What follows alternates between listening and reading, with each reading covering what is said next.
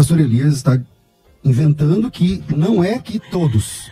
Só que lá está escrito. Não, aqueles que... E você está inventando que lá, todos. então, não é todos. Pastor César Cavalcante, o senhor com a palavra. Vamos lá. Quem trouxe o debate para Pedro foi o pastor Elias. A minha pergunta era lá em Judas. Que é o texto paralelo. Sobre os anjos que não guardaram o estado original. Aqueles anjos que não guardaram o estado original, a Bíblia diz que eles foram presos. Aí o pastor Elias está inventando que não é que todos. Só que lá está escrito. Não, aqueles que... E você está inventando que lá, todos. então, não é todos. Aí tá Apenas aqueles que... É só ler o texto, versículo 6. Não são todos, somente os que não guardaram o estado original. Então os anjos que não guardaram o estado original e abandonaram o seu próprio domicílio estão guardados em trevas e algemas eternas para o juízo daquele grande dia.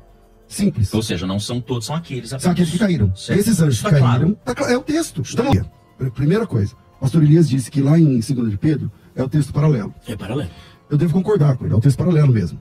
Só que se é o texto paralelo, desmonta a próprio argumento dele, que ele diz assim, mas aí tem anjos em abismo, tem anjos em trevas, tem anjos em algemas, e ele quer dizer que isso são coisas distintas. Se o texto é paralelo, então eu estou falando do mesmo lugar. Certo. Se não é paralelo.